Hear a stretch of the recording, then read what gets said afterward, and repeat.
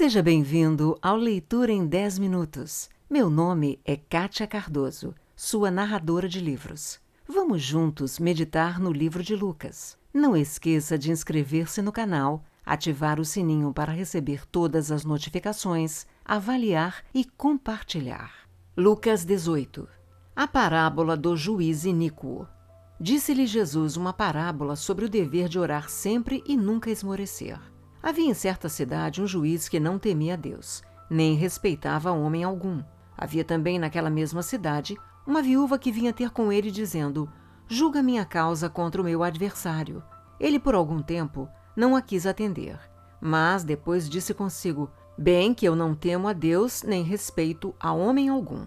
Todavia, como esta viúva me importuna, julgarei a sua causa, para não suceder que por fim venha a molestar-me. Então disse o Senhor: considerai no que diz este juiz iníquo. Não fará Deus justiça aos seus escolhidos, que a ele clamam dia e noite, embora pareça demorado em defendê-los? Digo-vos que depressa lhes fará justiça. Contudo, quando vier o Filho do Homem, achará porventura fé na terra? A parábola do fariseu e o publicano. Propôs também esta parábola a alguns que confiavam em si mesmos por se considerarem justos e desprezavam os outros. 2 homens subiram ao templo com o propósito de orar, um fariseu e o outro publicano.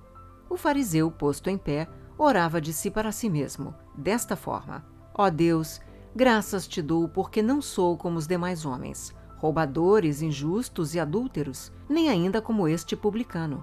Jejuo 2 vezes por semana e dou o dízimo de tudo quanto ganho.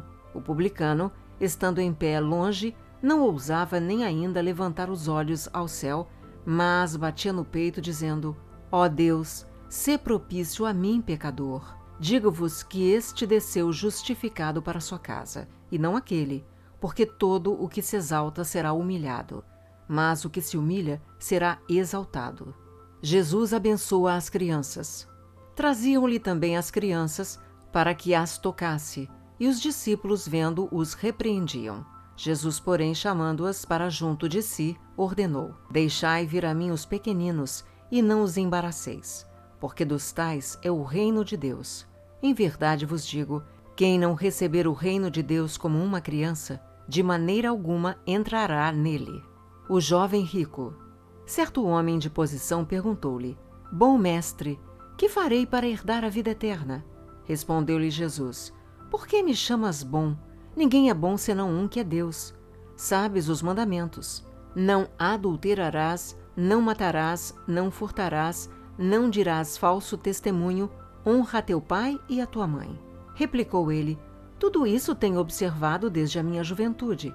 Ouvindo Jesus, disse-lhe: uma coisa ainda te falta. Vende tudo o que tens, dá aos pobres e terás um tesouro nos céus. Depois, vem e segue-me. Mas, ouvindo ele estas palavras, ficou muito triste, porque era riquíssimo. O perigo das riquezas. E Jesus, vendo-o assim triste, disse: quão dificilmente entrarão no reino de Deus os que têm riquezas, porque é mais fácil passar um camelo pelo fundo de uma agulha do que entrar um rico no reino de Deus. E os que ouviram disseram: sendo assim, quem pode ser salvo? Mas ele respondeu: os impossíveis dos homens são possíveis para Deus. E disse Pedro: eis que nós deixamos nossa casa e te seguimos. Respondeu-lhes Jesus: em verdade vos digo que ninguém há que tenha deixado casa, ou mulher, ou irmãos, ou pais, ou filhos, por causa do reino de Deus, que não receba, no presente, muitas vezes mais, e no mundo por vir, a vida eterna. Jesus outra vez prediz sua morte e ressurreição. Tomando consigo os 12, disse-lhe Jesus: eis que subimos para Jerusalém, e vai cumprir-se ali tudo quanto está escrito por intermédio dos profetas no tocante ao Filho do Homem. Pois será ele entregue aos gentios, escarnecido, ultrajado e cuspido, e depois de o açoitarem, tirar-lhe-ão a vida. Mas ao terceiro dia ressuscitará. Eles, porém, nada compreenderam acerca destas coisas, e o sentido destas palavras era-lhes encoberto, de sorte que não percebiam o que ele dizia. A cura do cego de Jericó. Aconteceu que, ao aproximar-se ele de Jericó, Estava um cego assentado à beira do caminho pedindo esmolas. E ouvindo o tropel da multidão que passava, perguntou o que era aquilo. Anunciaram-lhe que passava Jesus, o Nazareno. Então ele clamou: Jesus, filho de Davi, tem compaixão de mim. E os que iam na frente o repreendiam para que se calasse. Ele, porém, cada vez gritava mais: Filho de Davi, tem misericórdia de mim. Então parou Jesus e mandou que lhe trouxessem. E tendo ele chegado, perguntou-lhe: Que queres que eu te faça? Respondeu ele: Senhor, que eu torne a ver. Então Jesus lhe disse: Recupera a tua visão. A tua fé te salvou. E imediatamente tornou a ver e seguia-o glorificando a Deus. Também todo o povo, vendo isto, dava louvores a Deus. Lucas 19. Zaqueu, o publicano.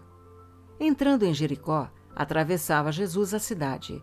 Eis que um homem chamado Zaqueu, maioral dos publicanos e rico, procurava ver quem era Jesus, mas não podia, por causa da multidão, por ser ele de pequena estatura. Então, correndo adiante, subiu a um sicômoro a fim de vê-lo, porque por ali havia de passar. Quando Jesus chegou àquele lugar, olhando para cima, disse-lhe: Zaqueu, desce depressa, pois me convém ficar hoje em tua casa. Ele desceu a toda pressa e o recebeu com alegria. Todos os que viram isto murmuravam, dizendo que ele se hospedara com um homem pecador. No entanto, Zaqueu se levantou e disse ao Senhor: Senhor, resolvo dar aos pobres a metade dos meus bens, e se em alguma coisa tenho defraudado alguém, restituo 4 vezes mais. Então Jesus lhe disse: Hoje houve salvação nesta casa, pois que também este é filho de Abraão, porque o Filho do Homem veio buscar e salvar o perdido. A parábola das 10 minas. Ouvindo eles estas coisas, Jesus propôs uma parábola, visto estar perto de Jerusalém e lhes parecer que o reino de Deus havia de manifestar-se imediatamente. Então disse: Certo homem nobre partiu para uma terra distante, com o fim de tomar posse de um reino e voltar. Chamou 10 servos seus, confiou-lhes 10 minas e disse-lhes: Negociai até que eu volte. Mas os seus concidadãos o odiavam e enviaram após ele uma embaixada dizendo: Não queremos que este reine sobre nós. Quando ele voltou, depois de haver tomado posse do reino, mandou chamar os servos a quem dera o dinheiro, a fim de saber que negócio cada um teria conseguido. Compareceu primeiro e disse: Senhor, a tua mina rendeu 10. Respondeu-lhe o Senhor: Muito bem, servo bom, porque foste fiel no pouco, terás autoridade sobre 10 cidades. Veio o segundo dizendo: Senhor, a tua mina rendeu 5. A este disse: Terás autoridade sobre 5 cidades. Veio então outro, dizendo: Eis aqui, Senhor, a tua mina, que eu guardei embrulhada num lenço. Pois tive medo de ti, que és homem rigoroso, tiras o que não puseste e ceifas o que não semeaste. Respondeu-lhe: Servo mau, por tua própria boca te condenarei. Sabias que eu sou homem rigoroso, que tiro o que não pus e ceifo o que não semeei? Por que não puseste o meu dinheiro no banco? E então, na minha vinda, o receberia com juros. E disse aos que o assistiam: Tirai-lhe a mina e dai-a ao que tem as 10. Eles ponderaram: Senhor, ele já tem 10. Pois eu vos declaro, a todo o que tem, dar-se-lhe-á, mas ao que não tem, o que tem lhe será tirado. Quanto, porém, a esses meus inimigos, que não quiseram que eu reinasse sobre eles, trazei-os aqui e executai-os na minha presença. A entrada triunfal de Jesus em Jerusalém. E dito isto, prosseguia Jesus subindo para Jerusalém. Ora, aconteceu que, ao aproximar-se de Betfagé e de Betânia, junto ao Monte das Oliveiras, enviou 2 de seus discípulos, dizendo-lhes: Ide à aldeia fronteira, e ali, ao entrardes, achareis preso um jumentinho que jamais homem algum montou.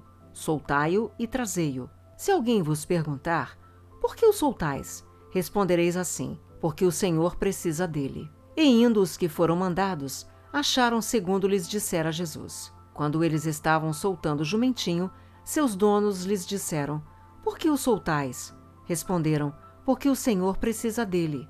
Então o trouxeram e, pondo as suas vestes sobre ele, ajudaram Jesus a montar. Indo ele, estendiam no caminho as suas vestes.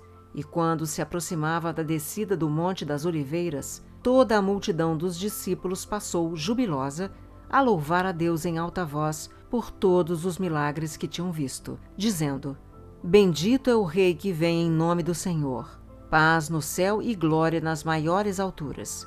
Ora, alguns dos fariseus lhe disseram em meio à multidão: Mestre, repreende os teus discípulos. Mas ele lhes respondeu: Asseguro-vos que, se eles se calarem, as próprias pedras clamarão. Jesus chora à vista de Jerusalém. Quando ia chegando, vendo a cidade, chorou e dizia: Ah, se conheceras por ti mesma ainda hoje o que é devido à paz. Mas isto está agora oculto aos teus olhos, pois sobre ti virão dias em que os teus inimigos te cercarão de trincheiras e por todos os lados te apertarão o cerco, e te arrasarão, e aos teus filhos dentro de ti. Não deixarão em ti pedra sobre pedra, porque não reconheceste a oportunidade da tua visitação. A purificação do templo. Depois, entrando no templo, expulsou os que ali vendiam, dizendo-lhes: Está escrito, a minha casa será chamada casa de oração, mas vós a transformastes em covil de salteadores.